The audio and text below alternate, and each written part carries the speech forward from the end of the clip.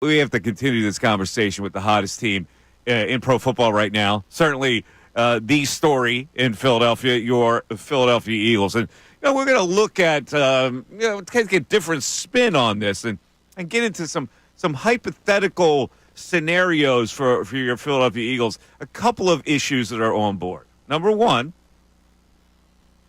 it is the statistics say that the style the Eagles play is unlikely to win a Super Bowl. And we'll get into the details of that with our crack research numbers man, Bill Colarulo, who's here. Hello, Bill.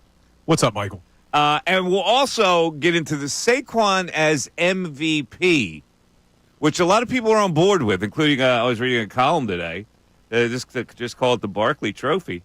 It could be the first running back since 2012 to be named MVP. And I'm really having a hard time. I think, first of all, I think he's MVP worthy. I don't think that he'll get it because voters are so conditioned to go to the quarterback. Well, we'll get into all these little things. But first, Bill has done some amazing research. And, he's been working on it all week, frankly. He's kept it low-key. But he's had his head buried in the record books.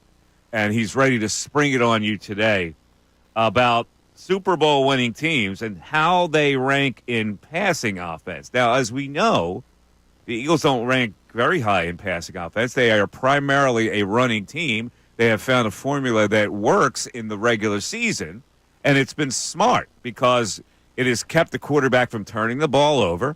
It has kept the quarterback from being it has helped the quarterback be very efficient when he does throw. And it frankly has fomented an MVP candidate in the running back who runs behind maybe the best offensive line in the NFL. But, Bill, the general premise is that no team that has led the league in rushing has won a Super Bowl in the last 15 years. But you go even further than that with your numbers. Yeah, I've been saying a lot that I think this Philadelphia Eagles team is built for January, that the style of play that they play with is going to help them win playoff games. So I wanted to see if the stats supported that theory with the physicality and the rushing offense. And the stats don't support it. And I know stats can be stats, and they are not necessarily the golden rule. But I did dive deep into the last 15 Super Bowl winners. 11 of those 15 had top 10 passing offenses. 14 out of 15 had top 15 passing offenses.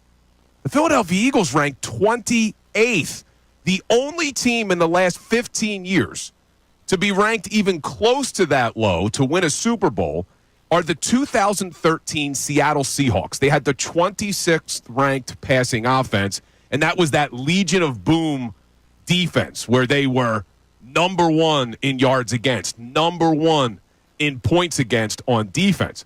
So is this Philadelphia Eagles team built to win a Super Bowl?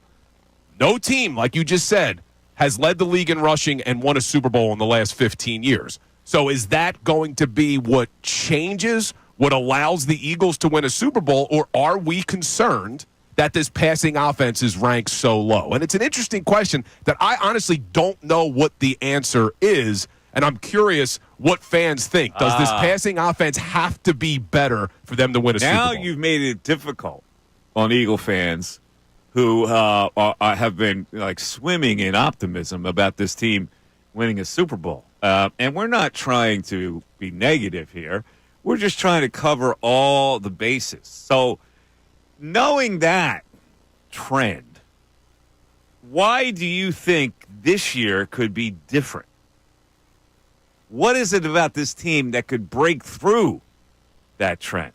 I mean, you did a lot of research. I'm totally impressed. Between protein shakes and Kind bars, you actually hit the books on this. The crazy thing is, Mike, the last 5 Super Bowl winners, listen to these offensive ranks. Number 6 in passing, number 19 in rushing. Number 1 in passing, number 20 in rushing. Number 5 in passing, 25th in rushing. Number 2, 28. Number 5, 23.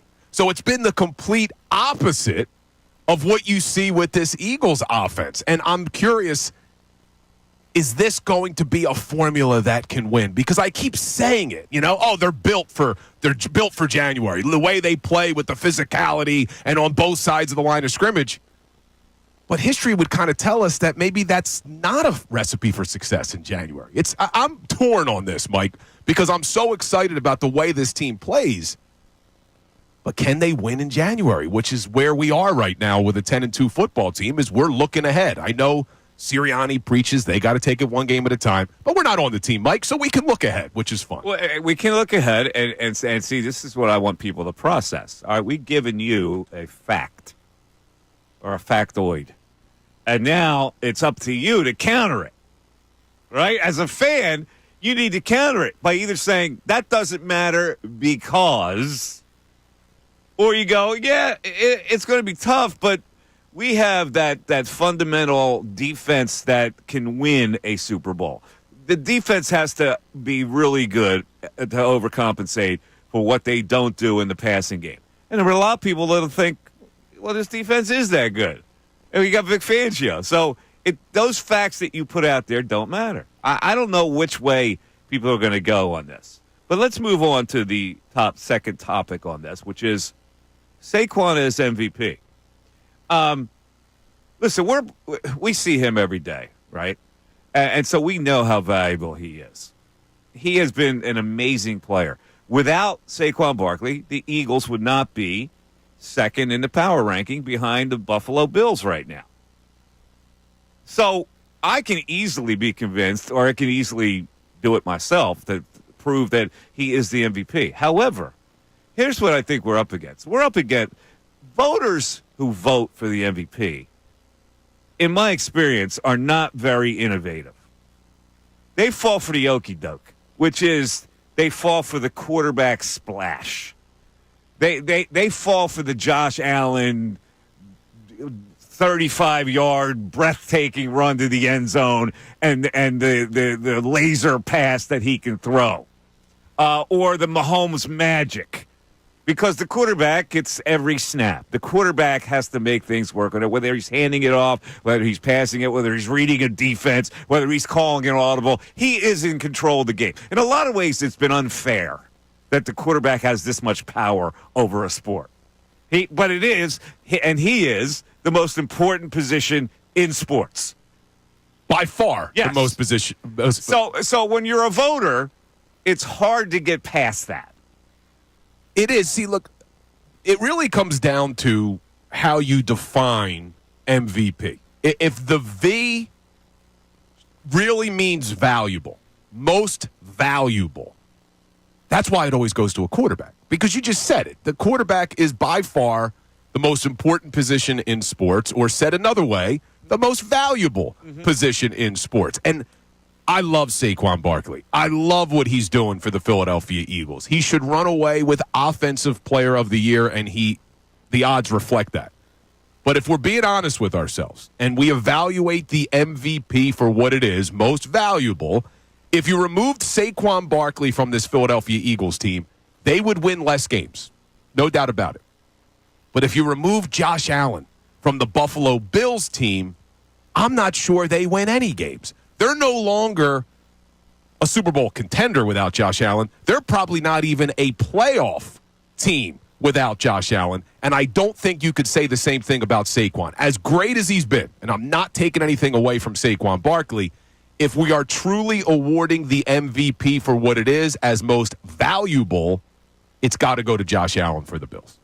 And I'd love to see Saquon win it. I really would. But that's just not the reality of the award. Let me read a paragraph from a column today. I think it's David Murphy's column, where he's saying it should be a foregone conclusion that he's the MVP. So he says, now, thanks to the elimination of the technological checks and balances that existed for both the viral nature of groupthink and the totalitarian tongue twister. Totalitarian impulses of penance, All of us are living in a thought experiment we can't escape. Now, to that, if I was an editor, I'd say, what the F is that? Right for the masses, MF. However, he goes on to say, in the attention-seeking economy, it isn't enough to argue about whether or not Barkley is the NFL's MVP. The real argument is whether or not the argument can even be had. He's saying there's no argument. What, that Barkley should be? Yes. Again, it depends on how you define MVP, because he also mentions in this article that it used to be called the most outstanding player, except for the years when it was the AP's most outstanding player award. That's why it's become a quarterback. And I agree. If this was the most outstanding player award, Saquon Barkley runs away with it. But when you say valuable, when you put valuable into the award, it's got to go to Josh Allen. Just has to. Why is it? It's easier for me to say pedantic than pedant. It's weird. It's a weird word, pedant, like singular. It is a weird word. All right, what are the general knowledge topics today? Well, I'm just going to get to that. The general knowledge topics are today general knowledge category, which I always think Ray has no shot. And then we're going to go back to the movie characters, which Ray might not have another a shot either. But Ray has a big shot in this one. 3-letter answers. Interesting. All right, so if I say baby goat, Ray, what is a baby goat? I got him on the first one. It's a 3-letter answer. What's a baby goat?